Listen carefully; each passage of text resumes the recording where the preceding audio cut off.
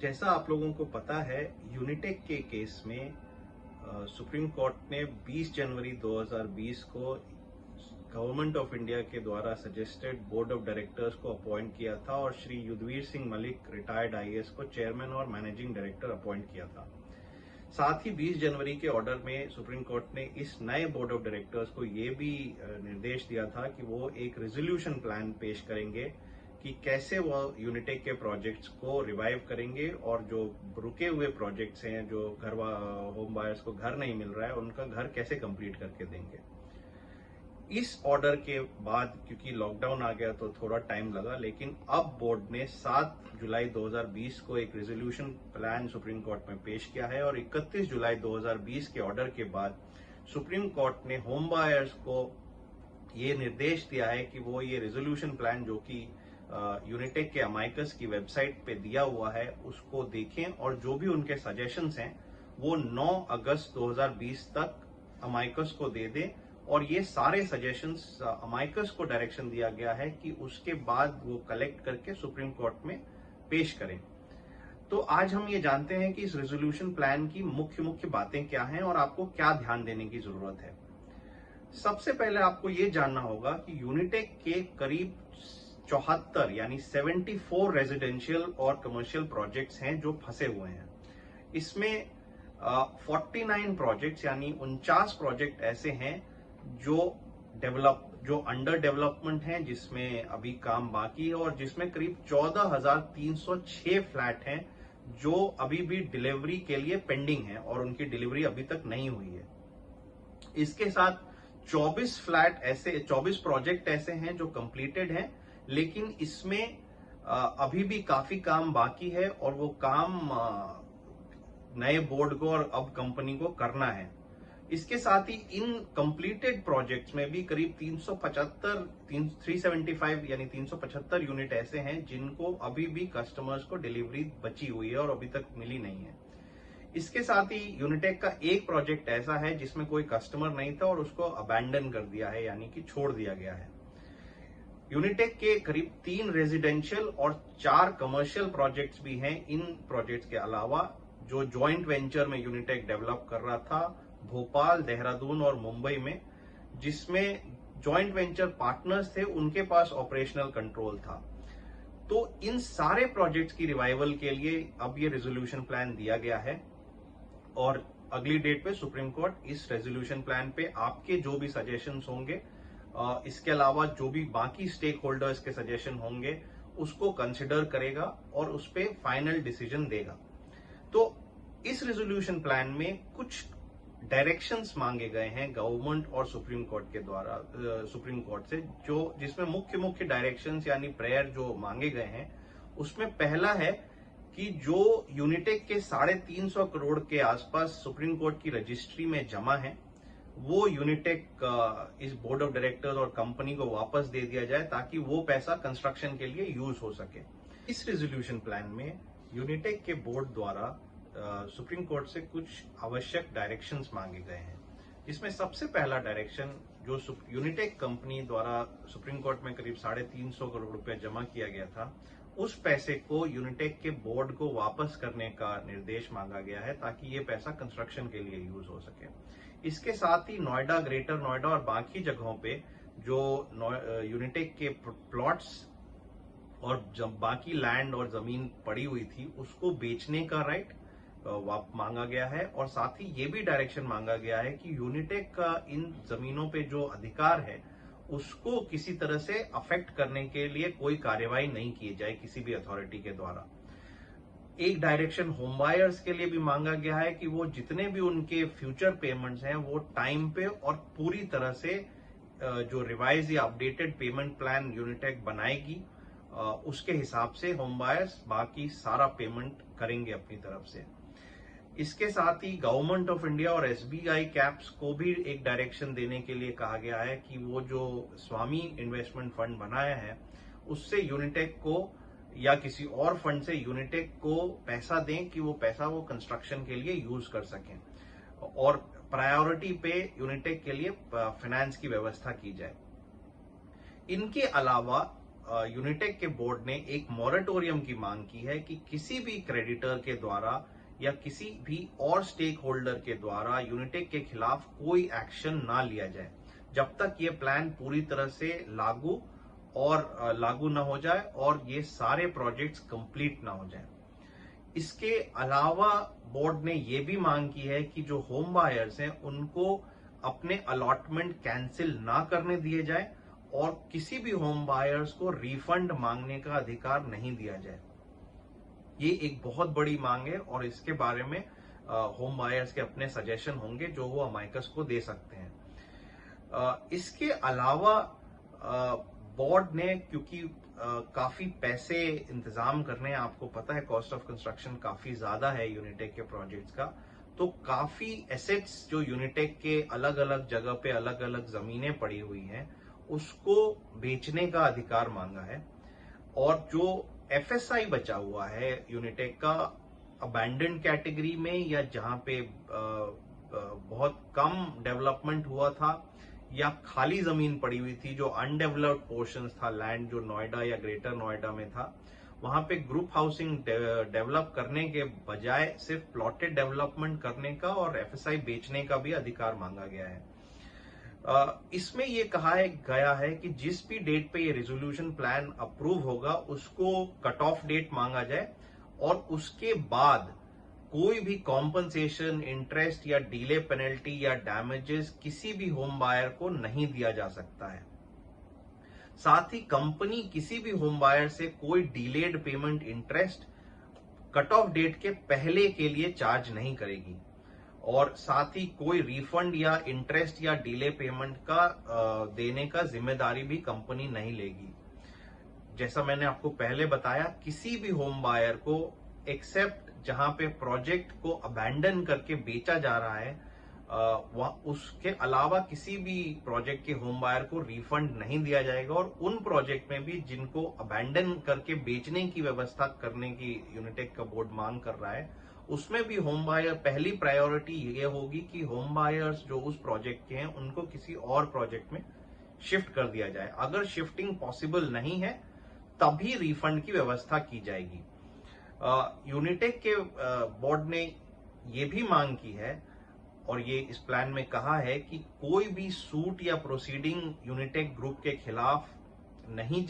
लागू की जा सकती या नहीं, जो चल रही है उनको पेंडिंग रखा जाए, कुछ उसमें आगे ना बढ़ाया जाए। और साथ ही जो भी एसेट्स ढींगरा कमेटी के पास या बाकी एसेट रिकंस्ट्रक्शन कंपनीज के पास हैं उनको भी यूनिटेक के बोर्ड के मैनेजमेंट के अंदर लाया जाए ताकि उन प्रोजेक्ट्स को भी और उन एसेट्स को भी बेच के उनका मोनेटाइजेशन किया जा सके। जो भी कैश फ्लो होगा यूनिटेक ग्रुप का वो सारा एक जगह पे पूल करके उसका पहला इस्तेमाल सिर्फ कंस्ट्रक्शन और डेवलपमेंट के लिए किया जाएगा और बाकी सारी चीजें बिल्कुल एंड में जब सब कंस्ट्रक्शन खत्म हो जाएगा उसके बाद ही कंसिडर की जानी चाहिए। यूनिटेक का बोर्ड ने अपने लिए इम्यूनिटी की भी मांग की है और ये कहा है कि यूनिटेक ग्रुप जो बोर्ड है उनके रिप्रेजेंटेटिव, उनके ऑफिशियल्स को किसी भी इंटरेस्ट पेनल्टी या लिक्विडेटेड डैमेजेस के लिए लायबल या रिस्पॉन्सिबल ना किया जाए और अगर किसी भी कारण से कोई यूनिट में किसी भी तरह से कोई डिलीवरी होती है तो कोई डिले होता है तो कोई इंटरेस्ट पेनल्टी या लिक्विडेटेड डैमेजेस किसी भी होम बायर या अलॉटी को नहीं दिया जाएगा। इसके अलावा जो अश्योर्ड रिटर्न की बात थी जिसमें जो अभी यूनिटेक ग्रुप के द्वारा लोगों को नहीं पे किया गया है उनको भी वेव ऑफ कर माना जाएगा कि वे वेव्ड ऑफ है और उनकी भी मांग कोई यूनिटेक ग्रुप से अगर ये प्लान पास हो जाता है तो नहीं कर सकेगा। उसके साथ ही कोई भी बोर्ड एडवाइजर्स, कंसल्टेंट्स या उनके ऑफिशियल्स के खिलाफ कोई भी तरह का कोई केस नहीं किया जाएगा, उनको किसी भी केस में पार्टी नहीं बनाया जाए। जहां तक टाइमलाइन की बात है, इस प्लान में कहा गया है कि जिस डेट से ये प्लान अप्रूव होगा उससे करीब 6 महीने के अंदर यूनिटेक ग्रुप जो नया बोर्ड है वो कॉन्ट्रैक्ट्स अवार्ड करके और साइट पे मोबिलाइजेशन करके और काम शुरू कर देगा और इसमें करीब 6 महीने, जैसा मैंने बताया, 6 महीने का टाइम लगेगा। और जब काम शुरू हो जाएगा उसके करीब 48 मंथ्स यानी 48 महीने के अंदर जो आगे 12 महीने और बढ़ाया जा सकता है, यानी करीब 60 महीने के अंदर सारे प्रोजेक्ट्स यूनिटेक ग्रुप कंट्रोल करके देगा, बना के देगा। इसके अलावा कि अगर कोई जैसे कुछ चीज हो जाए जो उनके कंट्रोल के बाहर है, जैसे फोर्स मेजर इवेंट या जैसे अभी कोरोना का लॉकडाउन है तो कंस्ट्रक्शन नहीं हो सकता, तो उसके अलावा उसने 48 से 60 महीने का टाइम मांगा है कि वो सारे प्रोजेक्ट्स कंप्लीट करके देगा। उसने ये भी कहा है कि जिस दिन ये प्लान अप्रूव हो गया उसके 7 दिन के अंदर वो सारे बायर्स और अलॉटीज या जितने भी स्टेक होल्डर्स, क्लेमेंट्स हैं, सबके क्लेम का वेरिफिकेशन करेगा। जिस दिन अप्रूव हो गया, अप्रूवल डेट के 7 दिन के अंदर जो बोर्ड है वो एक वेब कंपनी की वेबसाइट पे और बाकी जगहों पे एक पब्लिक एडवर्टाइजमेंट निकालेगा जिसमें वो कहेगा कि जो भी क्लेममेंट हैं वो अपना क्लेम बाकी डिटेल्स के साथ, नेसेसरी डॉक्यूमेंट्स के साथ वो जमा करें 30 दिन के अंदर। और इस प्लान के हिसाब से जो भी 30 दिन के अंदर अपना क्लेम जमा नहीं करता है वो किसी भी अमाउंट या रेजोल्यूशन का हकदार नहीं होगा, और यूनिटेक ग्रुप के लिए उनका जो भी क्लेम है वो खत्म माना जाएगा और ये माना जाएगा कि अब वो क्लेम सरवाइव नहीं करता। तो एक जिम्मेदारी, बहुत बड़ी जिम्मेदारी होम बायर्स और बाकी इन्वेस्टर्स और क्लेमेंट्स के ऊपर भी डाली गई है कि उनको सजग रहना होगा, और जिस भी दिन ये अप्रूवल हुआ और उसके बाद जब ये एडवर्टाइजमेंट आएगा उसके 30 दिन के अंदर उनको अपना क्लेम जमा करना पड़ेगा। यूनिटेक ग्रुप के, जैसे मैंने आपको शुरू में बताया, करीब 74 प्रोजेक्ट्स हैं जिनको 3 कैटेगरी में मेनली बांटा गया है। पहला है सस्टेनेबल प्रोजेक्ट्स, जिसमें होम बायर से और उनके अपने जो लैंड एसेट्स या बाकी चीजें, अनसोल्ड इन्वेंट्री है, उससे इतने पैसा जमा हो जाएगा कि वो प्रोजेक्ट कंप्लीट किया जा सके, तो उनको कंप्लीट करने में कोई प्रॉब्लम है नहीं। इसके अलावा कुछ प्रोजेक्ट्स हैं जिनको अनसस्टेनेबल प्रोजेक्ट्स में डाला गया है, और इन अनसस्टेनेबल प्रोजेक्ट्स में भी दो या तीन कैटेगरी हैं। पहली कैटेगरी वो है जिसमें जो कंस्ट्रक्शन कॉस्ट है उसको रिसीवेबल से कवर किया जा सकता है, यानी अनसोल्ड इन्वेंट्री और होम बायर से जो पैसा आना है उससे कम कंस्ट्रक्शन कॉस्ट कवर किया जा सकता है, भले बाकी जो क्लेम्स हैं प्रोजेक्ट फाइनेंस के हों या किसी और तरह का लोन हो या कोई और चार्ज या मॉर्टगेज या कुछ और हो, वो भले कवर ना हो, बट कंस्ट्रक्शन कॉस्ट कवर किया जा सकता है। दूसरे उस प्रकार के प्रोजेक्ट हैं जिसमें रिसीवेबल से कंस्ट्रक्शन कॉस्ट कवर नहीं किया जा सकता और 50% से ज्यादा वो प्रोजेक्ट बेच दिया गया है, तो उसमें बाकी प्रोजेक्ट से जो कैश जनरेट होगा या पैसा जनरेट होगा उससे इन प्रोजेक्ट्स को बनाने का प्लान दिया गया है। इसके अलावा कुछ और प्रोजेक्ट्स हैं जिसमें जो पैसा आना है उससे कंस्ट्रक्शन कवर नहीं होगा और 50% से कम प्रोजेक्ट को बेचा गया है। उसमें ये कहा गया है कि उसमें अगर बायर्स को दूसरे प्रोजेक्ट्स में शिफ्ट किया जा सकता है तो उनको शिफ्ट किया जाएगा, और जो एसेट्स हैं उनको बेच के और पैसे की व्यवस्था की जाएगी, वरना किसी और प्रोजेक्ट्स या बाकी जमीनों से जो कैश आएगा या पैसा आएगा उससे इस प्रोजेक्ट को पूरा किया जाएगा। जो टाइमलाइन दिया गया है वो कहा गया है कि प्रोजेक्ट का ये जब प्लान अप्रूव हो जाएगा उसके बाद एक प्रोजेक्ट्स की एक डिटेल्ड फिजिबिलिटी रिपोर्ट बनाई जाएगी और उसके हिसाब से जो टोटल डिटेल्ड टाइमलाइन है कि किस प्रोजेक्ट को कितने टाइम में कंस्ट्रक्शन किया जा सकता है वो कंपनी की वेबसाइट पे अपलोड की जाएगी। लेकिन जो अभी प्लान में एक टेंटेटिव टाइमलाइन दिया गया है उसके हिसाब से पहले 12 महीने में करीब 2500 यूनिट डिलीवर किया जाएगा। उसके बाद 12 से 24 महीने के अंदर करीब 4500 यूनिट्स डिलीवर किया जाएगा और 24 से 36 महीने के अंदर बाकी 5000 यूनिट डिलीवर किया जाएगा। उसके बाद 36 से 48 महीने, जो मैंने आपको बताया कि 60 महीने तक एक्सटेंड हो सकता है, यानी करीब 5 साल,